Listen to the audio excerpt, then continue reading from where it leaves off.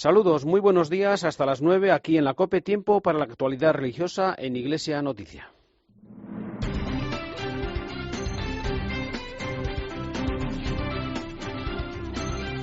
Faustino Catalina y Eva Galvache. Iglesia Noticia. COPE, estar informado. Muy buenos días amigos, son las 8:30 de este domingo 21 de abril de 2013, el cuarto domingo de Pascua, y estamos aquí una vez más para ofrecerles lo más destacado en la actualidad eclesial de España y del mundo. En estas últimas jornadas lo hacemos hoy con Rocío Fernández en el control de sonido y con Margarita García y Amparo Latre en la producción. Estos son nuestros titulares.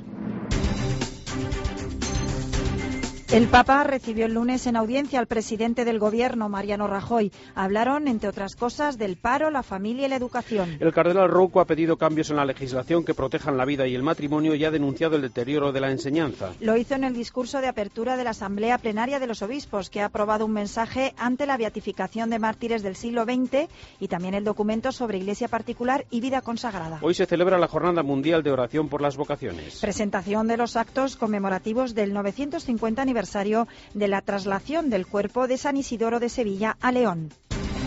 Faustino Catalina y Eva Galvache. Iglesia Noticia. COPE, estar informado. Esta semana ha tenido dos especiales centros de atención informativa, la Asamblea Plenaria de Primavera de la Conferencia Episcopal Española y la audiencia del Papa Francisco al presidente del Gobierno, Mariano Rajoy, el primer líder europeo en ser recibido en el Vaticano. Un encuentro en el que hablaron, entre otros temas, del matrimonio y la familia, la crisis económica y sus consecuencias sociales y también de la educación. Nos vamos, en primer lugar, hasta Roma para recordar cómo transcurrió esa audiencia con la corresponsal de la cadena COPE, Paloma García Ovejero. El encuentro entre Mariano Rajoy y el Papa Francisco duró 24 minutos, bastante más que la media vaticana, que suele ser 15 o 20, y 4 minutos aquí son muchos minutos. Después, el presidente de España estuvo otros 50 con el cardenal Tarcisio Bertone, y la nota oficial que trasladó el Vaticano a la prensa hablaba de un ambiente de cordialidad con intercambio de opiniones sobre la difícil situación económica y financiera mundial, haciendo hincapié en tres aspectos: la grave crisis del empleo, que ha causado esta crisis en muchas familias, particularmente a los jóvenes en nuestro país. Además, el presidente español expresó la cercanía de la Iglesia, señalando la notable labor que realizan Cáritas y otras asociaciones caritativas eclesiales en favor de los más necesitados. Segundo punto, la situación político-institucional actual de España, dice el comunicado del Vaticano textualmente, reconociendo la necesidad de diálogo entre todos los componentes de la sociedad, basado en el respeto mutuo y teniendo en cuenta valores como la justicia y la solidaridad en la búsqueda del bien común. Más tarde, en el Observatorio Romano, en la edición vespertina, Mariano Rajoy publicaba un artículo en el que volvía sobre esta idea del bien común y acusaba a los que quieren romper en vez de unir. Un último punto en el que se detuvieron tanto el Papa como el cardenal Bertone con Mariano Rajoy fue hablar de las buenas relaciones bilaterales entre la Santa Sede y España, que se han consolidado, dice el comunicado, cada vez más, y además se habló de otros temas de actualidad y de interés para la Iglesia en el país, en particular de la institución del matrimonio y de la familia y de la importancia de la educación religiosa. Como no podía ser de otra forma, las conversaciones fueron en español, sin traducción, estuvieron solos el Papa y Rajoy, y se trató de la situación internacional, recordando especialmente a América Latina. Además de los regalos oficiales, una camiseta de la selección firmada por todos los jugadores de La Roja, que el Papa Francisco recibió con estas palabras: vaya, si lo hubiera sabido, hubiera traído una del San Lorenzo, de mi equipo. Gracias, Paloma. Volveremos más tarde a Roma para recordar otras noticias de esta semana en el Vaticano. Ahora nos detenemos en lo que ha dado de sí la Asamblea Plenaria de Primavera de la Conferencia Episcopal Española. La Asamblea comenzó el lunes con el habitual discurso del presidente, el arzobispo de Madrid, cardenal Rouco Varela, que dedicó sus primeras palabras al especial tiempo de gracia que han sido para la Iglesia las últimas semanas, con la despedida pública de un papa y la celebración del cónclave para la elección de su sucesor, en un hecho histórico y sin precedentes. Y entró a continuación en el análisis de algunos de los graves problemas de nuestra sociedad. Persiste la crisis económica con su cortejo de paro, especialmente desempleo juvenil, y de falta de medios para hacer frente a los compromisos contraídos en la adquisición de viviendas o la debida atención a los ancianos y a los emigrantes. Persiste la desprotección legal del derecho a la vida de los que van a nacer, y persiste una legislación sobre el matrimonio gravemente injusta. Persiste la ausencia de protección adecuada para la familia y la natalidad, en especial para las familias numerosas. La calidad de la enseñanza sigue dejando mucho que desear, siendo así que de ella depende en tan gran medida el futuro de la sociedad. El presidente de la Conferencia Episcopal dijo que no es fácil entender que no haya una ley que proteja eficazmente a los no nacidos. Es urgente la reforma en profundidad de la legislación vigente. Se ha de poner coto cuanto antes a este sangrante problema social de primer orden. No solo con medidas jurídicas proporcionadas a los bienes que se hallan en juego, sino también mediante la protección de la maternidad y el fomento de la natalidad. España envejece y se debilita. El cardenal Rocco pidió una reforma de la legislación sobre el matrimonio y unas leyes más justas ante el grave deterioro de la enseñanza. También la colaboración de todos para mantener la paz social, especialmente a los políticos. Los responsables de la acción política y social han de mantener el espíritu de lealtad, concordia y respeto de la ley civil y de la ley moral, sin los cuales su insustituible aportación al bien común quedaría en entredicho. En su saludo a la Asamblea, el nuncio Renzo Frattini recordó las palabras del Papa Francisco, invitando a toda la Iglesia a reencontrar la confortadora alegría de evangelizar para ofrecer la fe al mundo de hoy. Pienso que por parte de todo episcopado merece una particular atención la consideración que hace el Papa Francisco al peligro de la autorreferencialidad de nuestras instituciones eclesiásticas, cayendo en un narcisismo. El Papa nos recuerda que tenemos que salir, caminar, evangelizar y construir la Iglesia llevando la cruz, anunciando en las periferias a Jesucristo. Entre otros temas tratados en esta asamblea, los obispos han dado el visto bueno al segundo catecismo de infancia con el título Testigos del Señor, del que habló en el Espejo de COPE el presidente de la subcomisión de catequesis, el obispo de Mallorca, Javier Salinas. El catecismo lo que quiere es introducir un misterio que de alguna manera es imposible para nosotros, que es el encuentro de la persona con Cristo, ¿no? Para ello le proponemos lo que él ha dicho, lo que en la vida de los cristianos a través del tiempo, y luego la incorporación lógicamente a una comunidad, porque ciertamente el catecismo es un instrumento que es un testimonio de la memoria de la Iglesia, pero al mismo tiempo es algo que tiene que ser vivido en una comunidad, en un grupo, en una relación. Sin relación no es posible la vida cristiana, y por tanto es ahí donde nos lo jugamos todo, ¿no? La plenaria ha aprobado el documento Iglesia particular y vida consagrada, cauces operativos para facilitar las relaciones mutuas entre los obispos y la vida consagrada en España. También un mensaje ante la beatificación del Año de la Fe de mártires del siglo XX, que tendrá lugar el próximo 13 de octubre en Tarragona.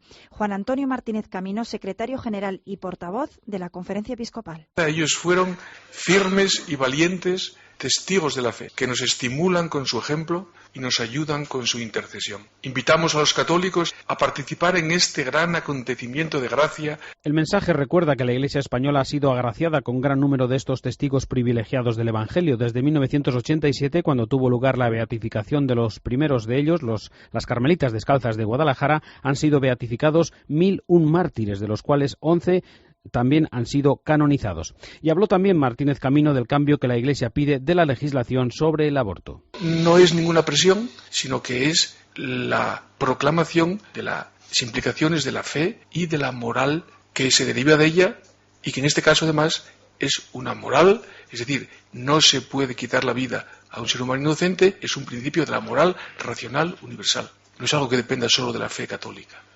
El portavoz episcopal también respondió a las voces que piden la inclusión de la Iglesia Católica en la ley de transparencia. La transparencia, vamos a decirlo en positivo, es el modo de actuar de la Iglesia con los dineros. Es clarísimo lo que recibimos y es tanto lo que se hace y lo que se aporta a la sociedad por muchos conceptos. O sea que bienvenida a la transparencia, porque ya estamos en ella. Bienvenido todo lo que sea transparencia. Y sobre la revisión de los acuerdos Iglesia-Estado, Martínez Camino reivindicó el derecho de la Iglesia a opinar como cualquier otro actor social. Entonces, todos los actores de la vida social tienen un derecho de expresarse, todos. La Iglesia habla, y la Iglesia propone. Y la Iglesia ni legisla ni quiere legislar, ya lo hemos dicho muchas veces. No es su cometido, pero la Iglesia puede y debe hablar sobre los principios rectores de la vida social. En Iglesia Noticia escuchamos el comentario de Miguel Ángel Velasco. Buenos días. Muy buenos días.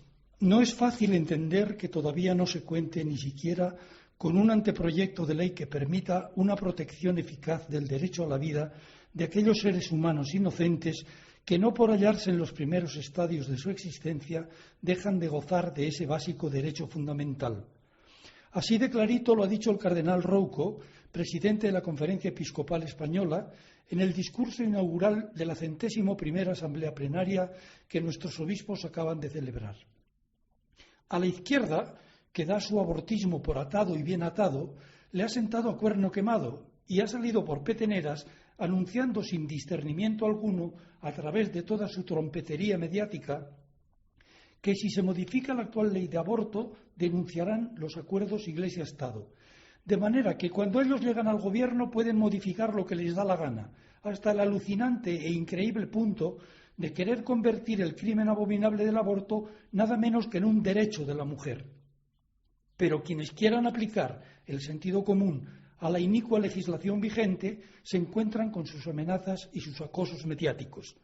De momento ni están en el gobierno, que es quien puede denunciar los acuerdos, y cuando han estado se han guardado bien de hacerlo, ni se les espera, aunque ve uno la tele, la que sea, y parece como si estuvieran.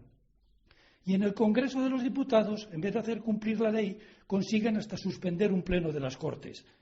Es de esperar que el Gobierno sí aplique el indispensable discernimiento de su mayoría absoluta y decida de una vez, de acuerdo con su programa electoral, no tener leyes sobre aborto o sobre matrimonio o sobre educación que avergüenzan a cualquier persona civilizada, porque una conciencia moral y cívica madura no puede permanecer impasible ante la conculcación legalmente amparada del derecho a la vida de un solo ser humano. Que pasen un buen día. Faustino Catalina y Eva Galbache. Iglesia Noticia. COPE. Estar informado. Hoy, en este cuarto domingo de Pascua, se celebra la Jornada Mundial de Oración por las Vocaciones con el lema «Confío en ti, las vocaciones signo de la esperanza fundada sobre la fe». El secretario de la Comisión Episcopal de Seminarios y Universidades es Ángel Pérez Puello. Buenos días. Hola, buenos días, Faustino. El mensaje para esta jornada que nos dejó el Papa emérito Benedicto XVI se enmarca en el año de la fe, en la esperanza que nace de esas vocaciones. ¿En qué términos destacarías? Hombre, fundamentalmente la gran esperanza para los que normalmente lo único que les espera es las personas es precisamente esto. Y sobre todo destacar que la vocación es un don que Dios regala a todo el mundo.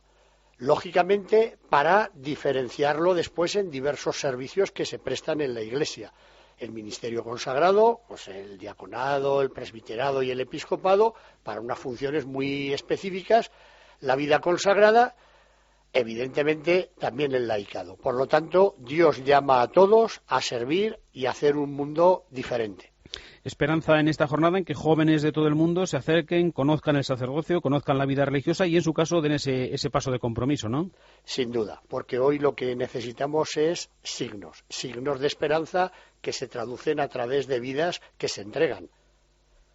¿Cuál es el papel, el trabajo de la Iglesia en la búsqueda, también en el acompañamiento de esas nuevas vocaciones?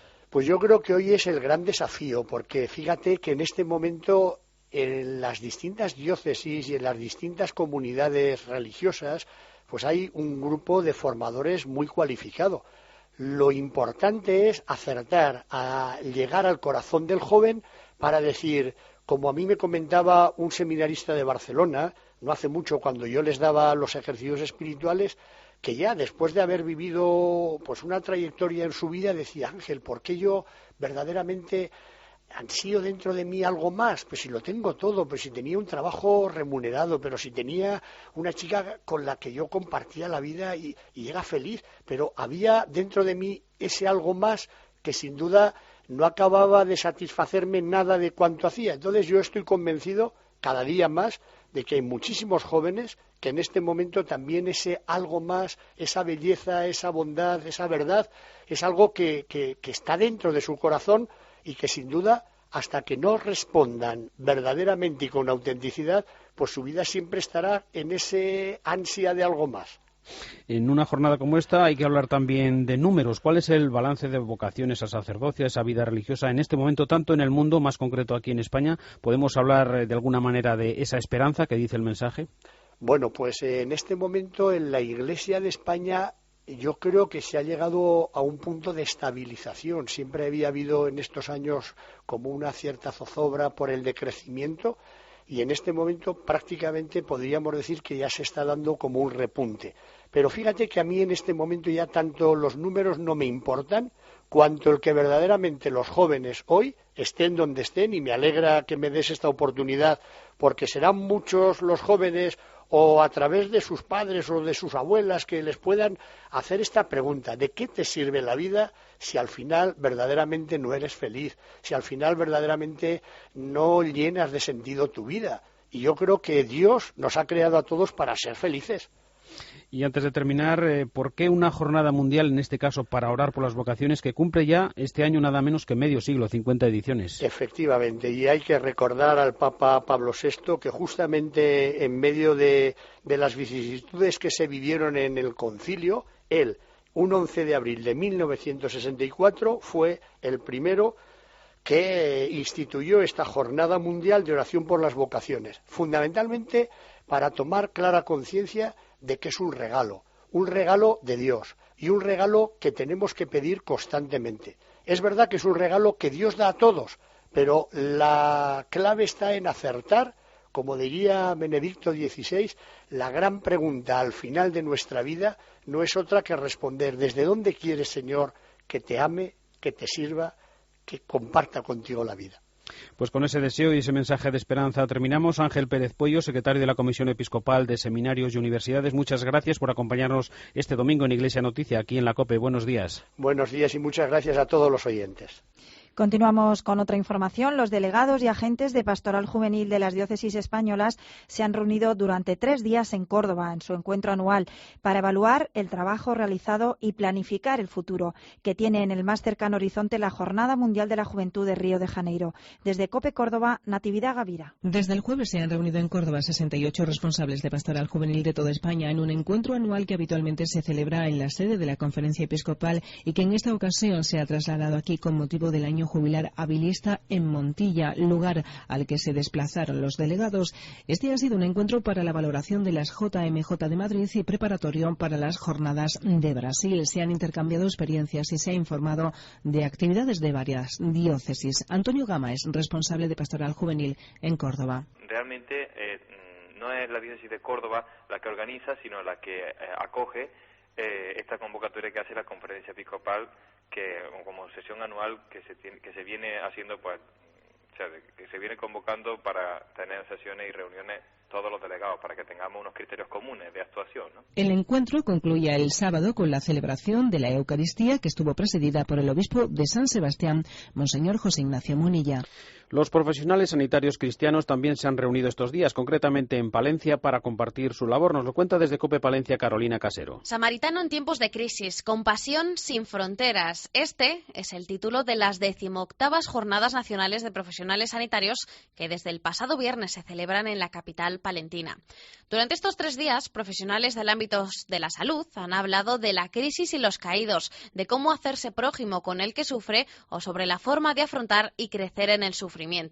La cita, que pretende contribuir al cuidado y la formación de estos profesionales, así como fomentar la interdisciplinaridad para mejorar la atención de los pacientes, tiene 2 objetivos fundamentales, según explica Rosa Andrés Carvajal, coordinadora de las jornadas. Hay 2 objetivos específicos. Uno sería compartir una preocupación pastoral de nuestra Iglesia para atender las necesidades sanitarias y sociales. Y, por otra parte, analizar la figura de Jesucristo como modelo de buen samaritano actualizado en nuestro tiempo. Las jornadas han servido para que médicos, enfermeras, trabajadores sociales o farmacéuticos, entre otros muchos profesionales, compartan experiencias, celebren la fe y reflexionen sobre diversos temas de interés. La Diócesis de León ha presentado un programa de actividades para conmemorar el 950 aniversario de la traslación del cuerpo de San Isidoro de Sevilla a León. Nos lo cuenta desde COPE León Maribel Fernández. Todas las instituciones, Junta, Ayuntamiento, Diputación, Universidad, Obispado y Real Colegiata de San Isidoro, se han unido para elaborar el programa de actividades que conmemora el 950 aniversario de la traslación de los restos de San Isidoro a León. A lo largo de todo este año se irán sucediendo congresos, teatros, teatro, conciertos, talleres y celebraciones religiosas con el propósito de acercar la figura del sabio de Sevilla a todos los ciudadanos. El abad Francisco Rodríguez Llamazares acoge con alegría el evento, que supone una gran noticia para la colegiata y también para León. Supone, yo creo, un momento muy importante en la historia y en la vida de la colegiata, un relanzamiento, sobre todo de la figura de San Isidoro, y un mayor conocimiento de lo que significó San Isidoro para el antiguo Reino de León, para la colegiata, lo que ha significado. El hecho de que los reyes Fernando I y doña Sancha trajeran a estas reliquias insignes para la colegiata, este hecho a mí me parece que es muy significativo para aquel tiempo y también para nuestro tiempo. El obispado organiza, entre otras cosas, una jornada isidoriana el 27 de abril, presidida por el arzobispo de Sevilla, Juan José Asenjo, y el 26 de abril, el obispo de León, Julián López, va a presidir una misa por el rito hispano-mozárabe, coincidiendo con la fiesta litúrgica de San Isidoro. Faustino Catalina y Eva Galbache. Iglesia Noticia. COPE. Estar informado. Grazie ancora. Es el Papa Francisco. Per la vostra presenza. En él, solo la esperanza. Los ejercicios espirituales que el nuevo Papa predicó en 2006 a los obispos españoles, ahora reunidos en un documento histórico único. Un verdadero tesoro espiritual. En él, solo la esperanza. Ya en tu librería religiosa. Tapa dura con sobrecubierta. 152 páginas de propuestas para la vida cristiana. Para más información, llama al 91 343 9791 o escribe a este correo bac@bac-editorial.es. ¿Quién era San Pedro? Y lloró mucho. Y era cabezota. Y le encantaba pescar. ¿Quieres hacer un regalo educativo y divertido para la primera comunión? Regala La Alegría de la Fe, el juego de mesa inspirado en el catecismo Jesús es el Señor por solo 49 €. Pídelo en laalegriadelafe.com o en el 91 343 9791. La Iglesia siembra esperanza. El 28 de abril es la jornada de vocaciones nativas. Ayúdanos a la formación y al sostenimiento de los seminaristas en las misiones. Obras misionales pontificias. Colabora. Faustino Catalina y Eva Galbache. Iglesia Noticia. COPE. Estar informado. Tiempo ahora en Iglesia Noticia para la información internacional. Volvemos de nuevo a Roma con varias noticias relacionadas con la actividad del Papa Francisco y del Vaticano que nos recuerda ya Paloma García Ovejero. Entre otras muchas cosas, hemos celebrado doble onomástica de Benedicto XVI. El martes 16 de abril cumplía 86 años y el viernes, día 19, 8 años de Papa. Sigue en Castel Gandolfo, pero estos días está acompañado de su hermano Georg, venido desde Baviera para celebrar el cumpleaños de ambos. Él cumple 90 el día 23 de abril. Entre las incontables felicitaciones no ha faltado la del Papa Francisco por teléfono, y en la audiencia de este miércoles, por cierto, el Papa volvió a hablar en español al saludar a los peregrinos en esta lengua. El mensaje central fue este: tenemos un abogado, nunca estamos solos. Nosotros tenemos uno que nos defiende siempre, Jesús, nos defiende de las insidias del demonio, nos defiende de nosotros mismos, de nuestros pecados. Una audiencia en la que el Papa recordó a las víctimas del terremoto de Irán y Pakistán, al igual que ha hecho esta semana con los muertos y heridos de Boston y Texas. Y aún un punto de interés más: en el Vaticano se presentaba este martes el Centro Internacional de la Familia en Nazaret, un viejo sueño que planteó Juan Pablo II por primera vez y que ahora es una realidad. Junto al movimiento Renovación en el Espíritu, este centro será construido en las cercanías de Nazaret, sobre la colina que domina el centro y la Basílica de la Anunciación. En una carta enviada a los obispos argentinos reunidos esta semana en asamblea plenaria, el Papa Francisco les alerta de la enfermedad típica de la Iglesia de mirarse a sí misma. Ha sido la primera reunión de los obispos argentinos tras la elección del Papa Francisco, que se ha manifestado contra algunos proyectos legislativos del Gobierno, como nos cuenta Ernesto Coco, corresponsal. La Iglesia Católica ha manifestado una severa reacción ante los controvertidos proyectos del Gobierno para reformar el Poder Judicial que la propia presidenta ha impulsado y que sin debate deberá ser aprobado contra viento y marea por el Congreso Nacional, donde el oficialismo posee mayoría en ambas cámaras. Desde la Conferencia Episcopal Argentina se ha advertido de los peligros que conllevaría un apresuramiento tal para la salud de la República. El centenar de obispos argentinos que durante toda la semana han estado reunidos sesionando bajo la presidencia de su titular, Monseñor José María Arancedo, han señalado que los proyectos de ley que se encuentran en manos del Poder Legislativo presentan aspectos que merecen un profundo discernimiento por la importancia del tema que tratan. Por ello se requiere de amplias consultas, debates y consensos previos en consonancia con la magnitud de los cambios propuestos, según dice el comunicado. Cristina Fernández de Kirchner quiere un dominio absoluto y sin interferencias, por lo que este pronunciamiento de la cúpula eclesiástica cuestionando la iniciativa de la Casa Rosada para controlar a la justicia amenaza con volver a tensar la siempre delicada relación de la Iglesia con el gobierno de los Kirchner, que pareció mejorar tras la elección de Jorge Bergoglio como Papa, que dio paso a cordiales encuentros entre el Sumo Pontífice y la presidenta argentina luego de años de desencuentros. Y antes de terminar les contamos que un 70% de los rusos está a favor de un posible viaje del Papa Francisco a su país, que nunca ha recibido la visita de un Papa. Desde Roma el comentario de Paloma Gómez Borrero. Aquel 1 de diciembre de 1989, el mundo se tuvo que restregar los ojos cuando el coche negro con la bandera soviética entró por el Arco de las Campanas, llevando a bordo al poderoso líder de la URSS, Mikhail Gorbachev.